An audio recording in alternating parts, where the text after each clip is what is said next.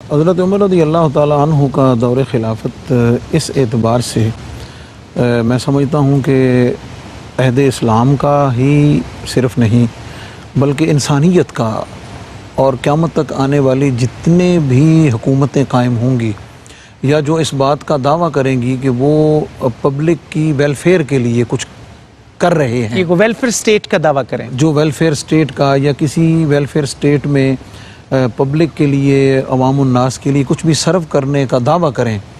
تو یقین جانیے اس کی کڑیاں بالآخر جا کر حضرت عمر رضی اللہ تعالیٰ عنہ سے جا کر ملیں۔ کیا کہنا ہے، سبحان اللہ سبحان اللہ۔ اور اللہ رب العزت نے آپ کو اس اعتبار سے ایسا عجیب ملکہ عطا فرمایا جیسا آپ نے خود فرمایا کہ کریشن آف انسٹیٹیوشنز اور ایسے اداروں کا قیام کر دینا اور ان کو کھڑا کر دینا اور اس کی بنیادیں فراہم کر دینا کہ جس کی برکتیں اور جس کے منافع اور بینیفٹس جو ہیں وہ نہ صرف اس عہد کے لوگ پائیں بلکہ اس کو آئیڈیلائز کر کے اس کو نمونہ بنا کر قیامت تک آنے والی ہر فلاحی حکومت جو ہے وہ اس سے برکت حاصل کر سکتی ہے۔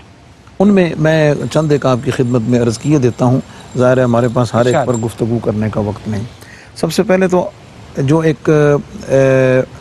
باقاعدہ سیکرٹریٹ قیام کرنے کا جو تصور ہے کہ جس میں مختلف ڈپارٹمنٹس ان کے آفیسز ہوں، اس میں جو افراد ان کو اپوائنٹ کیا ہوا ہو، ہر ایک کی ذمہ داری کا تعین ہو اور اس کے ساتھ پھر ان دفاتر میں باقاعدہ ریکارڈ کے مرتب کرنے کا اہتمام، یہ حضرت عمر رضی اللہ تعالیٰ عنہ اس کا آغاز فرمایا۔ پھر اس کے ساتھ ساتھ جیل کا جو پورا نظام ہے وہ حضرت عمر رضی اللہ تعالیٰ عنہ نے قیام فرمایا، اور پھر ان جیل کے قیدیوں کے لیے جو آپ نے بائی لاز اور جو چیزیں آرڈر جاری فرمائے، قیدیوں کے حقوق کو بھی آپ نے واضح فرما دیا، وہ ایک الگ باب ہے۔ اور پبلک کی سیکورٹی کے لیے جو پولیس کا محکمہ ہے وہ یعنی ایک تو فوج ہے نا جناب، جی درست ہے، اس کے ساتھ ایک پبلک کی دیکھ بھال اور ان امور کی، عوام الناس کی سیکورٹی اور دیکھ بھال کے لیے پولیس کے محکمے کا سب سے پہلا جو قیام ہے وہ حضرت عمر رضی اللہ تعالیٰ عنہ نے قائم فرمایا۔ پھر منازل طے کرتے ہوئے اس زمانے کے مطابق جو مختلف پڑاؤ تھے وہاں پر مسافر خانے اور ان کے لیے مکمل قیام و طعام اور اس پورے کا جو وہاں پر اہتمام ہے، وہ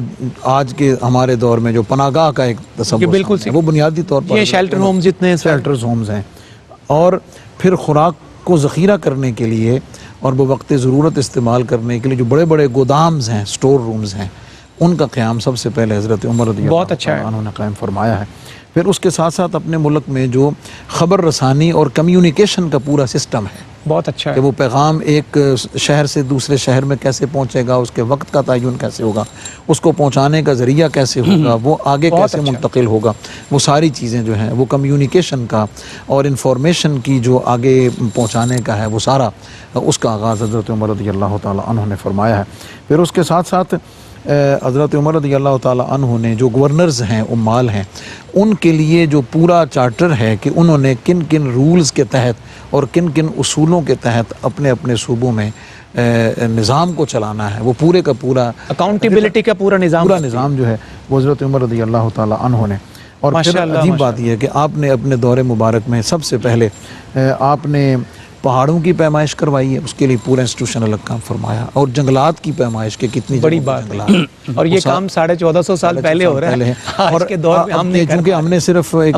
کریشن آف انسٹیٹیوشنز کی بات، بہت شکریہ، ورنہ اس کی ایک طویل فہرست ہے جن میں بنیادی طور پر حضرت عمر رضی اللہ تعالیٰ عنہ نے اس کا، یہ میں نے صرف ایک سوشل جو ریلیٹڈ چیزیں ہیں نا ان کا ذکر کیا ہے، ورنہ مذہب میں، دین میں اور وہ درجنوں چیزوں کی فہرست وہ ایک الگ جو ہے درست